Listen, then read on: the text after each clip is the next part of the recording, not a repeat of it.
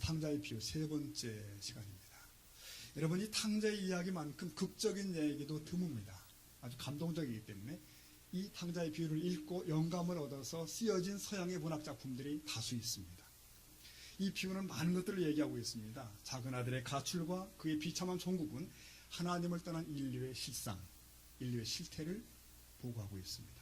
그리고 집 떠난 아들을 기다리며 그가 돌아왔을 때 거침없이 회복시키는 아버지, 그것은 우리에게 있어서 하나님은 누구신가를 알려주는 대목입니다. 아들은 탕자가 되어 돌아왔으나 이미 그를 용서하고 기다리던 아버지의 품은 넉넉했습니다. 아주 풍성했습니다. 그래서 아들을 용서하고 새 옷을 입히고 가락지를 끼우고 신발을 신기고 그렇게 되는 거죠. 여러분, 이 대목을 이렇게 예수님께서 말씀하실 때 아마도 이 얘기를 들으면서 요쯤에서 눈물을 흘리며 감동하는 사람들이 있었을 거예요. 누구? 그 시대의 탕자 같은 사람들, 세리, 죄인들, 뭐 그런 사람들이에요. 내가 탕자였구나. 내가 탕자야. 아버지가 그런 분이네. 이런 생각했겠죠. 그런데 한편 이 예수님을 약간 떨어진 거리를 바라보고 있는 사람들이 있었습니다. 그때 서기관, 바리새인들, 자칭 종교인들, 이들을 격분하는 거예요. 자신들이 종교관을 헐어버리고 있는 이 예수를 어떻게 할 것인가. 오히려 더 굳어지고 더 강팍해지는 순간입니다. 여러분, 오늘도 많은 사람들이 그럴 수 있다는 거 아시죠? 내가 가진 종교관을 바꾸지 않습니다. 하나님 말씀이 그렇다고 해도 반응을 안 보이는 것이죠. 내가 만든 기독교, 내가 만든 신앙, 그거를 계속 고집해요. 그리고 변화를 거절하는 그런 유형이 있을 수 있다는 것입니다. 자, 오늘 우리는 갑자기 등장하는 마다들의 모습을 보게 됩니다. 아버지와 온 집안이 함께 펼치는 이 희락의 잔치에 찬물을 끼얹는 이 존재, 이 마다들은 누군가? 바리새인들은요, 그때 저게 자기들을 빗대는 거라는 걸 바로 알아챘습니다. 그리고 긴장하는 거예요. 이 아들은 밭에 있다가 지금 돌아왔거든요. 종일 대학 볕에 일하고 종들을 데리고 한때 일만 열심히 한 사람이에요. 그 돌아온 시간은 해지는 시간. 그리고 돌아온 동생은 이미 다 씻기고 아버지 곁에 앉아있는 그런 시간입니다. 동네 사람들이 초청되었고, 그리고 풍악이 울립니다. 이미 잔치가 무르익고 있는데 그때 마다들이 이때 돌아온 겁니다. 아마 이 사람은 들에서 일하면서 가끔씩 바람결에 들리는 무슨 마을 쪽의 풍악 소리를 들으면서 저것도 뭔 소리야, 자기 집과 아무 상관이 없는 그런 일로 생각했을 것 같습니다. 여러분, 이거 아십니까? 통상 한 집안의 마다들은 그 집안의 행사의 주관자였습니다. 그 당시 관례는. 그렇다면 이 아들은 이 큰 잔치에 어쩌면 동생의 귀환을 어떻게든 빨리 파악하고 이 잔치를 지휘했어야 되는 사람이에요. 그런데 놀랍게도 이 아들은 거기서 배제되고 있습니다. 왜? 아버지도 아들도 이 아들에게 그걸 전달하지 않았습니다. 왜 그랬을까? 여러분, 이 마다들은 이미 아버지와 불편한 관계 속에 있었습니다. 이 사람은 집 나간 동생에 대해서 전혀 관심이 없는 사람이에요. 아버지가 동생을 그렇게 아파하는 거, 그거 관심이 없습니다. 그럼에도 형식적으로 이 아들은 의무는 다 하고 있는 것입니다. 그래서 동네 사람들이 볼 때, 그 아들은 효자야, 성실한 사람이야, 이랬을 거예요. 그러나 그는 정작 아버지에게 고통이었습니다. 고통. 여러분, 이거 아십니까? 이 아들과 아버지가 원하는 것은 달라요. 아버지는 아들과 아버지의 관계, 친밀한 부자간의 관계를 꿈꿉니다. 원하십니다. 이 마다들은 보니까 그렇지 않아요. 그가 기대하는 것은 전부의 유산, 그리고 사람들의 평판, 등등 그런 거예요. 그는 여전히 아버지 집안에 머물고 있습니다만은, 집을 나간 적도 없지만, 그러나 심정적으로 그는 이미 아버지 곁에 있지 않습니다. 여러분, 생각해 보세요.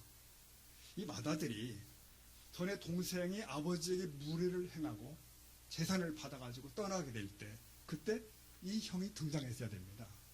그렇지 않습니까? 인형이 아니잖아요, 이 사람이. 근데 이때 형이 보이지 않아요.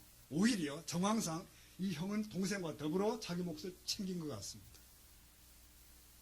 앞에 그렇게 나왔잖아요. 두 아들에게. 근데 이 형이 동생에게, 야, 너 그러면 안 된다. 아버지 그러시면 안 됩니다. 이거 잘못된 겁니다. 라고 했어야 되는 거예요. 동생을 책망하고 막았어야 되는 상황이죠. 근데 그렇지 않습니다.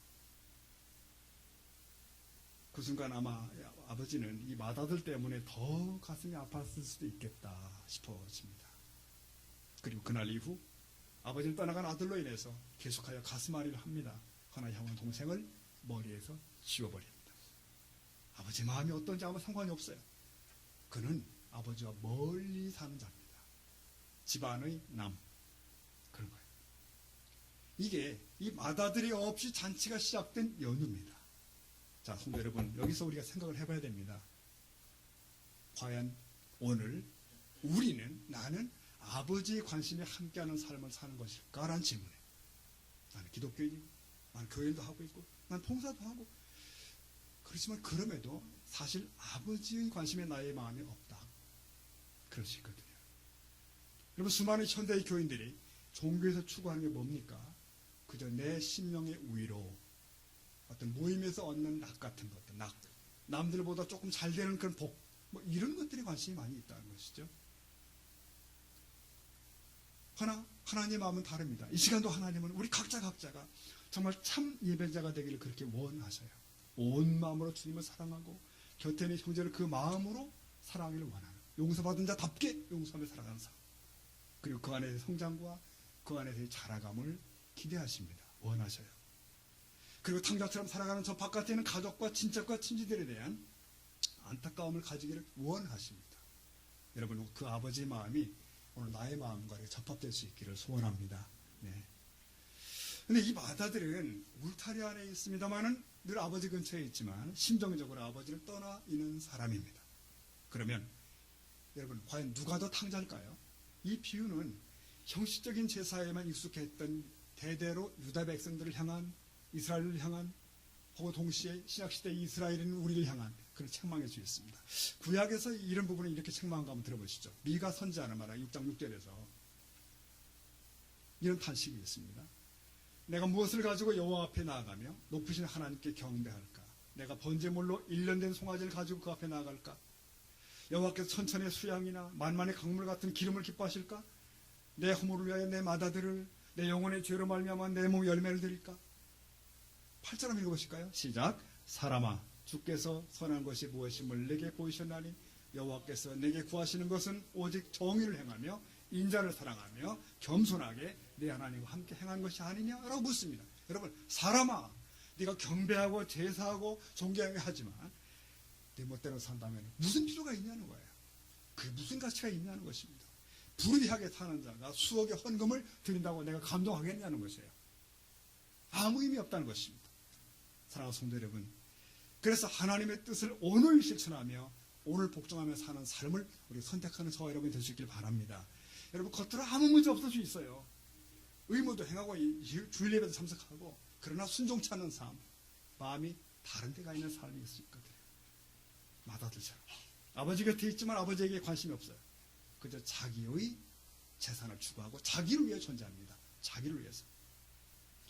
여러분 아시지 않습니까? 늘 가까이 있다고 해서 가까운 것이 아니죠. 한 집안에 거한다고 가까운 건 아니지 않습니까? 장벽을 깨야 되는 것입니다. 벽을 허물어야 되는 것이에요. 하나님 안에 있다 하지만 하나님과 상관없는 삶을 살 수도 있습니다. 비극이지만 아버지를 고통스럽게 하는 맏아들 같은 교인이 돼서는 안 되는 것입니다. 그저 그냥 그 아버지를 통해서 내가 무엇을 챙길 수 있을까? 어떤 유익이 있을까? 무엇을 얻어낼까? 이게 사실은 맏아들의 모습인 것 같아요. 제가 이 비슷한 유형의 얘기를 얼마 전에 한번 드린 적도 있는데, 이런 책이 있습니다. 정작 그 개와 고양이 신학, 이런 책이 있다니까요. 개와 고양이 신학. 이게 뭔 얘기냐면, 여기서 개와 고양이는 주인을 대하는 사고방식이 근본적으로 다르다는 거예요. 근본적으로 다르다. 보세요. 개는 이렇게 생각하는 거예요. 개는 나를 돌보시는 당신, 나를 사랑하는 당신, 내게 먹을 것을 주시는 당신, 당신은 나의 하나님인 것 같습니다. 이렇게 고백해요. 고양이는 어떨까요? 나를 돌보는 당신, 나를 사랑하는 당신, 내게 먹을 걸 주는 당신, 나는 틀림없이 하나님이야. 이 엄청난 차이를 아십니까, 여러분? 그러니까 이 개과에 속하는, 좀 표현이 이상하죠? 개 스타일의 신앙을 갖고 있는 사람은, 강한 스타일은 나는 하나님을 위해 존재한다. 그 의식이 있는 거죠. 근데 고양이과는 어떨까요? 하나님이 나를 위해 존재하고 교회가 나를 위해 존재하고 이렇게 돌아가는 거예요. 계속해요. 성경을 봐도 그런 식이랍니다. 고양이과는 이 책은 나를 위해 쓰여진 책. 전부 자기 본대로 해석해버리는 거예요. 마음에 안 들면 잘라, 지워요. 나를 위해 이게 다 있다고 보는 거예요. 이 책의 지적은 이겁니다. 그러면 현대인 오늘날 어느 쪽의 신자가 더 많을까라는 질문을 하는 거예요. 어느 쪽이 더 많을까? 많은 신자들이 고향의과에 속해 있고 결국은 자기가 중심이더라는 거예요. 마다들과 비슷한 거죠. 그래서 가시적인 그 교회 안에도 마다들이 더 많다는 얘기를 끄집어내는 것입니다. 물론 입술로는 하나님이 우선이고 입술로는 하나님 영광을 얘기하지만 결국은 자기 영광을 추구하더라. 그런 지적이 있는 것입니다. 사랑하는 성도 여러분, 내가 하나님을 위해 존재할까? 하나님이 나를 위해 존재할까? 이건 굉장히 중요한 차이입니다. 너무나 많은 사람들이 질문을 기본적으로 하나님이 나를 위해 존재한다는 전제하에 질문을 던집니다. 계속하여. 답이 하나도 안 나오는 거죠. 어쩌면 뭔지만도 못했던 우리 존재들인데 어떤 이는 하나님이 나를 위해 존재한다. 내 필요와 욕구를 위해서 하나님이 있어야 된다. 그는 내 요구를 들어줘야 된다. 결국 나는 하나님보다 높은 자리에 올라가 있는 거죠. 그렇지 않습니까? 높아 있는 거예요. 내가 하나님인가 봐. 이렇게. 그리고 자기의 의도대로 신앙생활하고 뜻대로 교회 생활하고 자기 방법대로 살아가고 그렇게 되는 거죠. 그런 사람은 기도도 예컨대 하나님의 뜻과 그 나라에 관심이 없는 거죠. 뭐죠? 그저 나를 도와달라. 내 문제에 대한 얘기, 내가 원하는 것을 달라는 거죠. 그러나 이 강아지과의 스타일은 내가 주님을 위해 어떻게 할 것인가, 주님이 뭐라 말씀하시는가, 나는 어떻게 복종할 것인가, 계속 그렇게 흘러갑니다. 예수님이 가르쳐 주신 기도의 샘플이 주기도문 아닙니까? 그 주기도문을 가만히 보세요. 철저하게 아버지를 위한 기도예요. 사실. 네. 하나님의 뜻이, 하나님의 계획이 우주 안에 내 삶 속에 이루어지기를 그렇게 추구하는 거예요. 그게 기도의 원래의 원형입니다. 그래서 그가 강아지 스타일인지 고양이 스타일인지는 기도 내용만 보면 안다는 것이죠. 여러분, 어떤 이가 고양이과 신자라고 한다면 5분도 지나지 않아서 기도거리가 없습니다. 왜? 내가 하나님을 위해 기도하지 않거든. 전부 나를 위해 기도하는데 가만히 보니까 내게 요즘 문제가 없어. 이거 뭐 살 만큼 사는 것 같고 노후도 걱정이 없고 뭐 애들도 그냥 괜찮고 문제 없다. 하나님께 요구할 게 없으니까 기도 안 하는 거죠. 없는 거예요. 기도는 무슨 기도야. 그래 여러분 아십니까? 오늘 같은 시간에도 깨어있는 어떤 성도들은 끊임없이 하나님 나라와 그 의를 위해 기도하고 이렇게 세계지도에 펴놓고 나라를 짚으며 기도하는 거예요. 끊임없이 하나님 나라가 이루어지기를, 그리고 주님의 교회가 부흥되기를, 주님의 영광이 임하기를, 그리고 내가 온전한 하나님 사람이 되기를 끊임없이 기도합니다. 기도거리가 너무 많은 거예요. 차이는 큰 것입니다. 여러분. 오늘 우리는 이 마다들을 눈여겨보면서 그의 얼굴을 투영하며 어쩌면 나와 여러분의 모습도 보셔야 되는 거죠. 자, 이 마다들은 지금 들에서 돌아왔습니다. 다시 보십시다. 누가복음 15장 25절 보니까 마다들은 밭에 있다가 돌아와 그저 일밖에 관심이 없어요. 동생 관심 없습니다. 집에 가까이 왔을 때 풍악과 춤추는 소리를 듣고 26절 읽어보십시오. 한 종을 불러 이 무슨 일인가 뭘. 자 보세요. 정상적인 아들이라면 이렇게 되는 거죠. 딱 보고 곧장 달려 들어가서 아버지에게 여쭙는 겁니다. 아버지 도대체 무슨 기쁘신 일이 있으십니까 지금? 무슨 기쁘신 일인가요? 묻고 여쭙고 그래 아버지가 그렇지 내 동생이 돌아왔단다. 그래요? 그러면 셋이 부둥켜 안고 울었다. 이게 스토리예요. 원래 맞는 얘기란 말입니다. 그렇지 않습니까? 이게 집안이에요. 그럼 보십시오. 그럼 밖에서 가지고 버티고 종을 불러서 뭔 일이냐 물었다는 거예요. 왜 종을 불러요? 달려들어가 아버지께 여쭈는 게 맞지요. 더구나 여기 나오는 종이 재밌어요. 한 종이 있죠. 한 종을 찾아보니까 파이디언스 나온 얘기예요. 이건 10살 미만의 애들이에요. 정식 종도 아닌 종의 애들쯤 되겠죠. 그 불러가지고 또한 물은데 이 단어도 깊이 들어가 보니까 정중하게 진작에 묻는 게 아니고 채근하듯 그냥 캐묻다 이런 단어입니다. 대체 뭔 일이야? 얘 말해봐 이놈아. 이런 분위기가 연출되고 있는 것입니다. 짜증이 난 거예요. 아이 답변을 들어보십시오. 27절. 대답하되 읽어보실까요? 당신의 동생이 돌아왔음에 당신의 아버지가 건강한 그를 다시 맞아대게 됨으로 인하여 뭘 사진송하자마나이다. 마다들은 생각합니다. 이 잔치 비용은 전부 낭비다. 어쩌면 내게 손해를 끼치는 거라는 거예요. 아주 기분이 나쁜 거예요, 지금. 기분이 나빠. 그래서 요즘에서 이런 우스개가 나온 거 아시지 않습니까? 이 탕자가 돌아왔을 때 가장 기분 나쁜 게 누구? 그러면 살진송아지. 이런 이제 우스개가 있긴 있어요. 있는데, 이 마다들이 사실 짜증이 난 거예요, 지금. 아니, 저놈이 돌아왔기로서니 무슨 잔치를 하고 송아지를 참냐는 거예요. 가치가 있냐? 난 용납하지 못하겠다는 거예요. 너무나 다르죠, 아버지와. 마다들은 아버지의 기쁨을 자기 것으로 받아들이지 못합니다. 오히려 노하고 잔치 참여하는 걸 거부했습니다. 이때 아버지는 보세요. 작은 아들을 데려 뛰어나올 때와 똑같이 또 문 밖으로 또 나오셔야 됐던 거예요. 그리고 마다들에게 집으로 들어오기를 권하는 겁니다. 잔치에 참여하자 권합니다. 그러나 그는 거절하는 겁니다. 무슨 잔치냐는 거예요.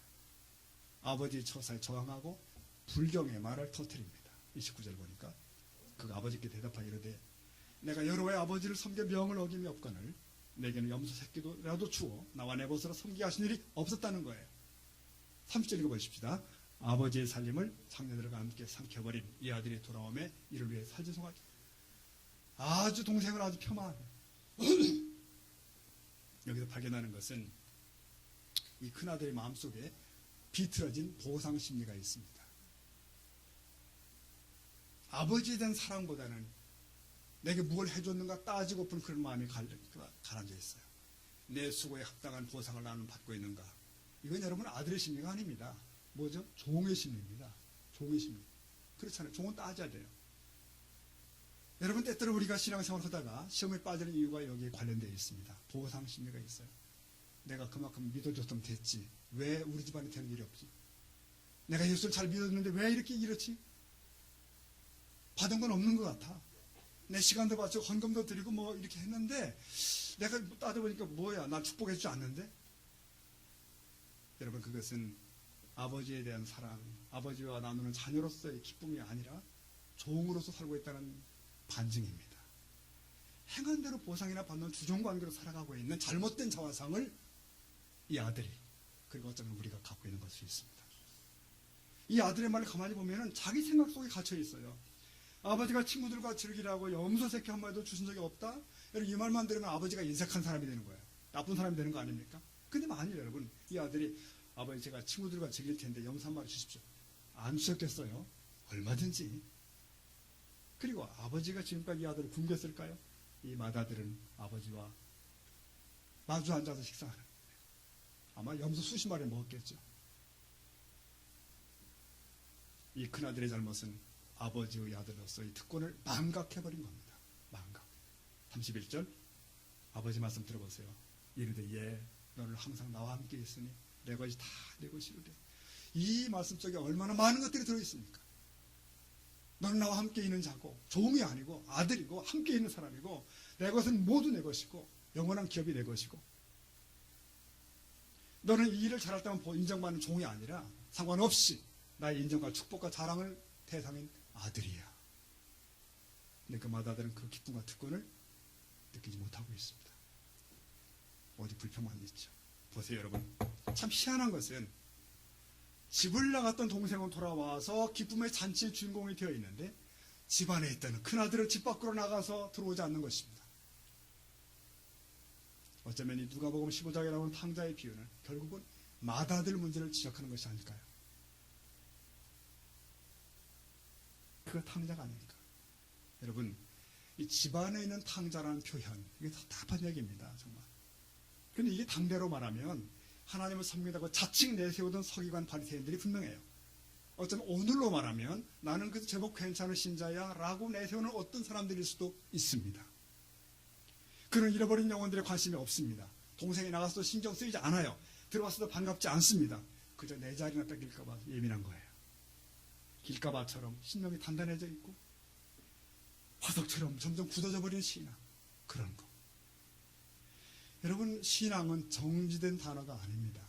동사예요. 무슨 말이죠? 계속하여 나가는 것이고 계속 변화하는 것이고 그런 거예요.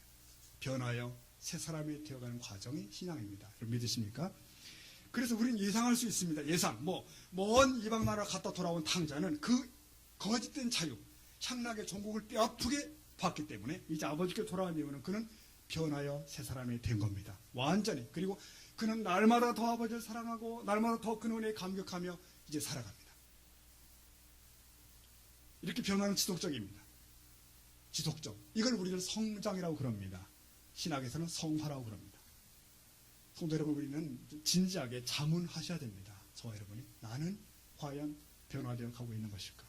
난 아버지의 아들다운 모습으로 오늘도 성장하고 있는 것일까? 그것은 그 내면이 바뀌는 것을 말하는 것입니다. 여러분, 마음을 새롭게 함으로 변화를 받아 그래야 하나님의 온전한 뜻이 뭔지 분별하며 할 수 있는 거예요. 근데 안타깝게 아버지 곁에서 세월만 보내던 이 마다들은 그대로 굳어진 것 같습니다. 변화도 성장도 없습니다. 여러분, 사람의 변화는 어디서? 마음에서 시작되는 것이 맞습니다. 그러니까 로마 12장 말씀에 너희는 마음을 새롭게 함으로 변화를 받으라. 그렇게 시작되죠. 제가 생각을 해봤습니다. 마음을 새롭게가 뭘까? 마음을 새롭게가 뭘까? 마음보라는 말이 좋더라고요. 그걸 바꾸면 심보가 되더라고요. 그래서 지금 사전을 찾아보니까 심보가 뭐냐? 마음을 쓰는 속바탕이다. 이렇게 되어 있습니다. 우리 성도들은 새 피조물이기 때문에 속바탕이 달라진 자인 줄로 믿습니다. 근본적으로. 이걸 인정하고 확인하고 그걸 연습하는 것이 우리의 삶이 되어야 돼요. 그래서 날마다 변화가 되고 쉽게 얘기하면 예수님처럼 변화되어 가는 과정이 우리 신앙의 과정이에요. 그러나 여전히 옛날의 죄성에서 흘러나온 마음보의 흐름이 뭡니까? 그것은 인색함, 비그러짐, 화학함, 시기, 예수님 지적하셨어요. 다 이런 것들입니다. 그 심보가 바뀌어가야 되는 거예요. 바뀌어가야. 물론 쉽지 않습니다. 그러나 그 내적 투쟁을 우리는 계속합니다. 거룩한 투쟁이거든요. 여러분, 장차에 하나님 나라는 누가 들어가는가 아시죠? 그 나라는 거룩한 하나님 백성들이 들어가는 것이고 그의 아들된 이들로 구성된 그 나라예요. 하나님은 탕자 같은 옛 모습을 계속 고집하고 있는 자를 받아들일 리가 없습니다.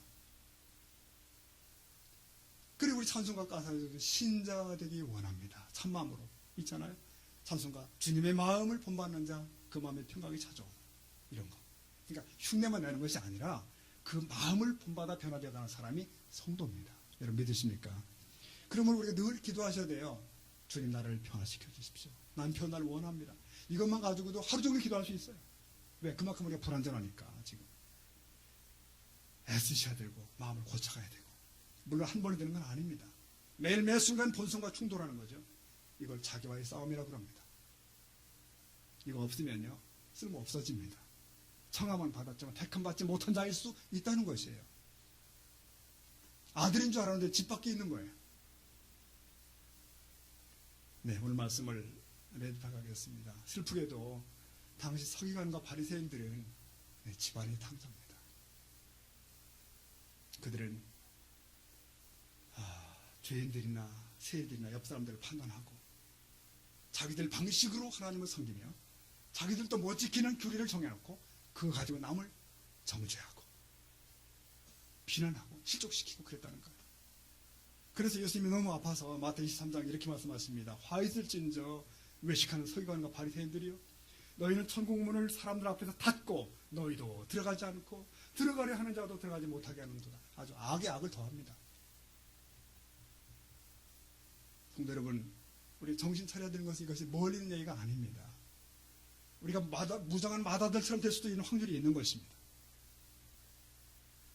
먼저 집안에 있는 우리로 인해서 어쩌면 밖에 있다가 들어오려고 했던 탕자가 멈칫거려지고 대적되어질 수도 있다니까요. 심지어 교회 안에 있는 나 때문에 교회 안에 있는 누군가 또 희속된 일이 발생할 수 있습니다. 마다들의 삶은 그런 삶이에요. 여러분, 오늘 말하기도 어렵지만 오늘 이 시대에 너무나 많은 목사들의 일탈로 인해서 얼마나 어려움을 겪는지 몰라요. 기독교가. 그뿐입니까? 먼저 믿은 교인들로 인해 비신자들은 교회를 배척해버린 일이 많습니다. 예수는 괜찮지만 교회는 의미 없다.